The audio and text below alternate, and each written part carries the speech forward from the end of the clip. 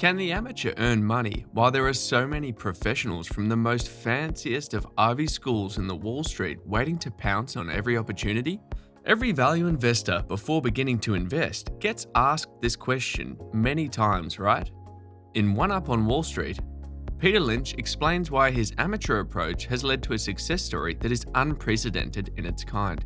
Before we move on, make sure you press the like and subscribe button so that you don't miss out on anything related to financial freedom and stock market investing. Welcome to 5 Star Finance, the place where we teach you how to achieve financial freedom. Peter Lynch is one of the most successful investors out there, and in his book One Up on Wall Street, he explains why an amateur has the upper hand while competing against the pros in the Wall Street. In today's video, we're going to highlight the 5 most important takeaways from his book that can go a long way in helping you invest better. First takeaway, why the individual investor can beat the pros. You probably didn't see that one coming, right? But Peter Lynch has a lot for you to think on and learn from. There's no chance the amateur with a handful of dollars in his hand can't stand a chance against the might of Wall Street. Wall Street has a ton of analysts from some of the best business schools in the country, right? There can't be anything substantial left for the amateurs, right? That is what every value investor thinks at least once in the journey. But Peter Lynch has other ideas. According to him, this assumption is dead wrong. Furthermore, the professional investor has many disadvantages, and some of them are these. 1. Size. A money manager with a good reputation and a lot of success in his bag will naturally have volumes and volumes of capitals. And that means less opportunities.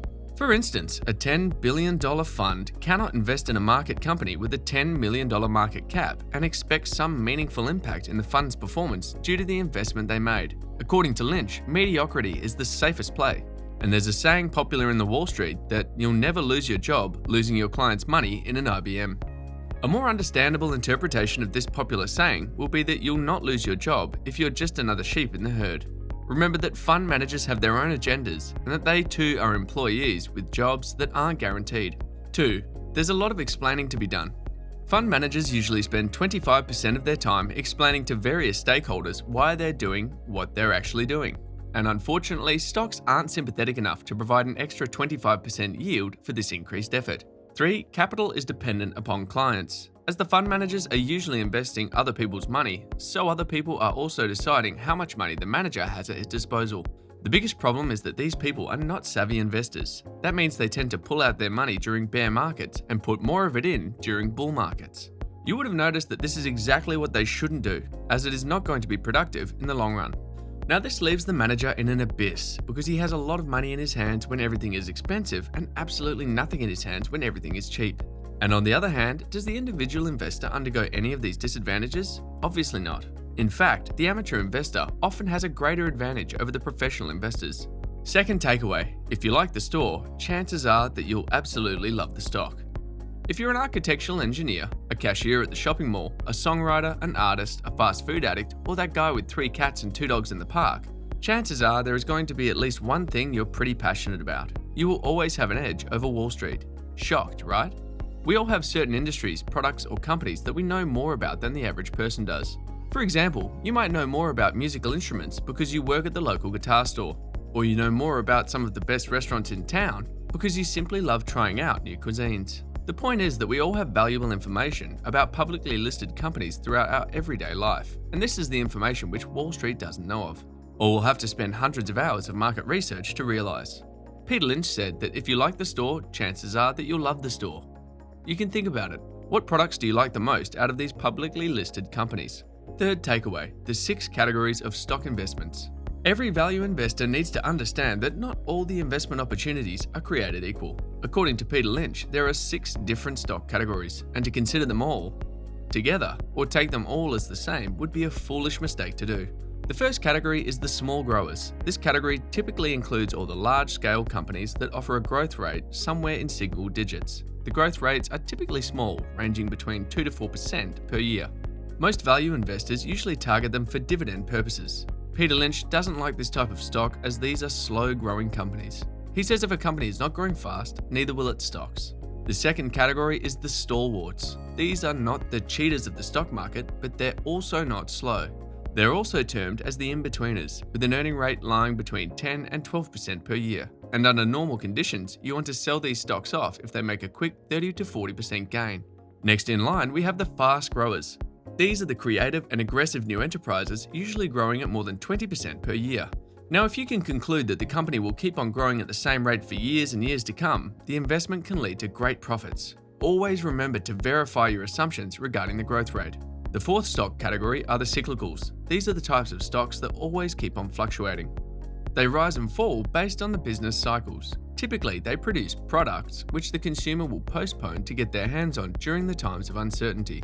For example, the automobile industry. People don't have to change their wheels every year or so. The timing is key in such type of investments. If you can predict the early signs of a booming cycle, you'll have a big advantage. The fifth stock category are the turnarounds. These are typically the companies which are undergoing some serious financial problems and are having a miserable balance sheet.